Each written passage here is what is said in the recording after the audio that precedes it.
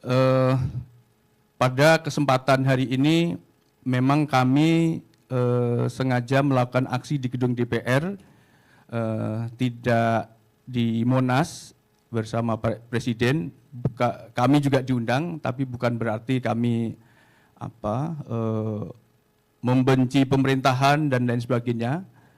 Tapi dengan situasi yang terjadi saat ini atau kondisi ketenagakerjaan yang ada saat ini masih sangat buruk, artinya kami masih ingin menyuarakan apa yang menjadi aspirasi dari kawan-kawan di grassroots, baik di industri manufaktur, di kawasan-kawasan industri, di perkebunan, di pertambangan, tenaga medis, tenaga kesehatan, tenaga pendidik, dan lain sebagainya.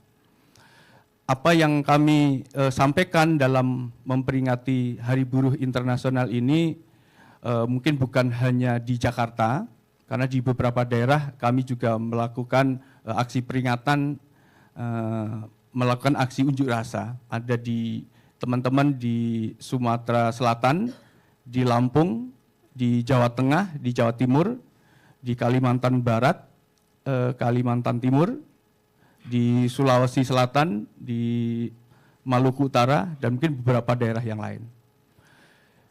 Pada momentum May Day ini kami mengusung beberapa isu tuntutan yang ini mungkin berkaitan dengan Undang-Undang Cipta Kerja yang oleh Mahkamah Konstitusi melalui putusan MK 168. Kami meminta kepada DPR untuk segera melakukan pembahasan Undang-Undang Ketenagakerjaan yang pro buruh dengan melibatkan unsur-unsur dari serikat buruh.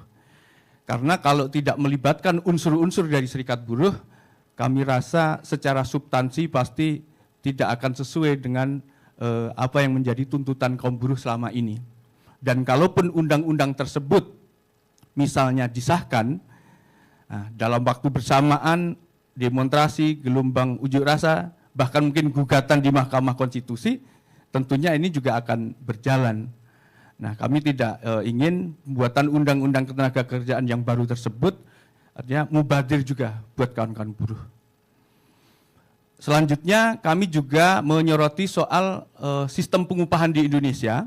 Artinya kami meminta kepada pemerintah dan juga DPR jadi agar sama-sama sinergis atau sinkron bagaimana menyikapi tentang disparitas upah buruh di Indonesia.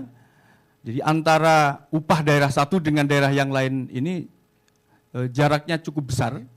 Misalnya upah yang UMK yang terendah 2,3 juta di beberapa Jawa Tengah, Jawa Barat, dan Jawa Timur dengan perbandingan 5,9 atau setidaknya 6 juta mungkin di beberapa daerah.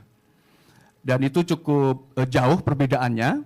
Nah, mestinya pemerintah atau negara bisa membuat konsep atau melakukan reformasi sistem pengupahan nasional menuju upah layak secara nasional.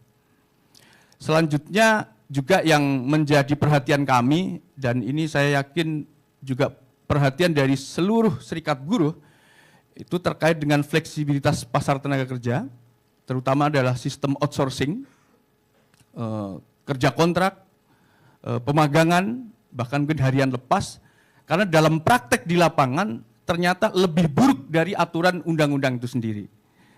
Bisa dikatakan dari jumlah angkatan kerja 153 juta kaum buruh di angkatan kerja, setidaknya 62 juta itu pekerja formal. Bahkan kalau kita lihat di riset dari kawan-kawan itu 40%-nya itu sudah pekerja tidak tetap, Pak. Jadi informalisasi dari sistem ketenagakerjaan ini semakin masif, dan ini berdampak kepada hak-hak yang diterima oleh kawan-kawan buruh karena bukan pekerja tetap, jadi hak-haknya banyak yang dilanggar. Dari mulai upahnya di bawah UMK, standar kerja, jam kerjanya panjang, jaminan sosial tidak dimasukkan, dan lain sebagainya. Dan pada saat kawan-kawan buruh yang status kerjanya ini bukan pekerja tetap, ketika mau menyampaikan aspirasinya atau bahkan membentuk serikat buruh, nah otomatis dari pihak pengusahanya ini melakukan pemberangusan atau bahkan melakukan PHK secara sepihak. Dan ini menjadi perhatian kami bagaimana ke depan soal jaminan kepastian kerja ini bisa diberlakukan. Dan terutama juga yang kami soroti untuk kawan-kawan yang bekerja sebagai driver online, baik ojol, roda 2, roda 4, atau pekerja platform lainnya. Secara umum kami di Serikat Buruh bersepakat untuk bagaimana pemerintah itu menetapkan statusnya menjadi pekerja. Jadi supaya tidak mitra, karena kalau mitra yang kita tahu selama ini ya masih secara sepihak ditentukan oleh pihak aplikator. Dan ini pasti akan berdampak ketika pekerja platform ini statusnya menjadi pekerja, maka hak-haknya pasti akan melekat sesuai dengan Undang-Undang Ketenagakerjaan. Jadi secara umum untuk ketenagakerjaannya seperti itu. Lalu di hal lain mungkin kami juga menyoroti soal ratifikasi Konvensi ILO 188 tentang pekerja perikanan atau kelautan atau maritim, lalu juga ratifikasi Konvensi ILO 190, karena di Indonesia belum diratifikasi, tentang tindakan kekerasan atau pelecehan di dunia kerja. Nah, mestinya pemerintah kita bisa melakukan ratifikasi itu.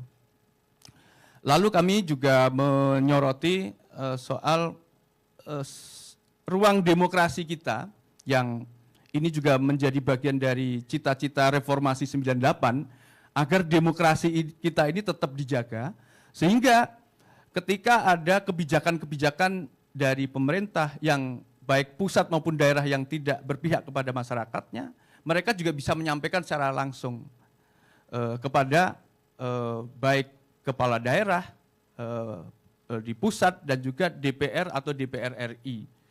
Artinya soal demokrasi ini harapan kami tetap terus dijaga, jangan lagi terulang kriminalisasi aktivis-aktivis gerakan dari serikat buruh, petani atau bahkan mungkin mahasiswa.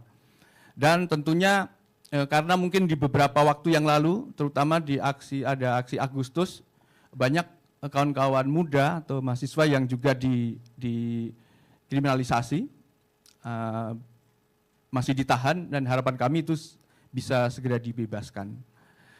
Dan juga nanti mungkin ada tambahan kawan-kawan khususnya soal reforma agraria, nanti Bu Dewi juga bisa menambahkan secara detail.